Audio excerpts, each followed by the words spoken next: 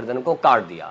تو آقا علیہ الصلوۃ والسلام نے ارشاد فرمایا کہ شیطان خواب میں کھیلتا ہے، لہذا تم میں سے اگر کوئی شخص ایسا خواب دیکھے نا تو پھر وہ لوگوں میں اس کو بیان نہ کرے۔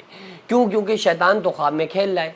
اب خواب بھی کچھ ایسی ہوتی ہیں کہ جو شیطان کی جانب سے ہوتی ہیں، جس کو انسان کو چاہیے کہ ان خوابوں کو اگنور کر دے، لیکن کچھ خوابیں ایسی ہوتی ہیں جو سچی خواب ہوتی ہیں اور ان خوابوں کی کچھ تعبیریں بھی ہوا کرتی ہیں۔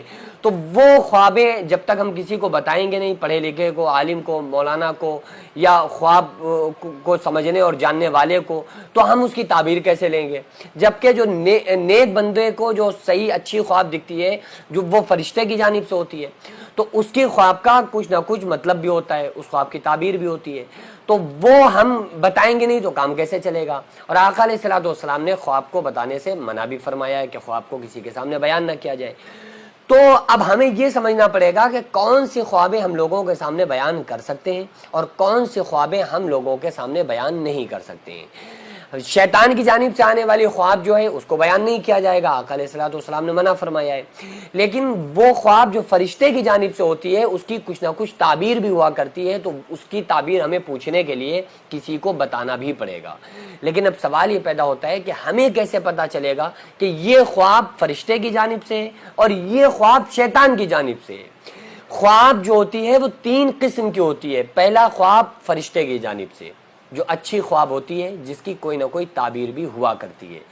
دوسری خواب جو شیطان کی جانب سے ہوتی ہے، جو بلا وجہ ہوتی ہے، اس کو انسان کو اگنور کر دینا چاہیے۔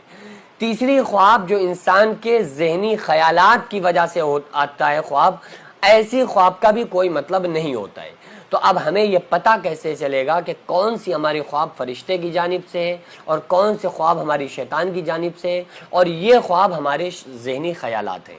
اب ہمیں صحیح اور اچھی اور بری خواب کی علامات کیا ہیں، کیسے معلوم کریں؟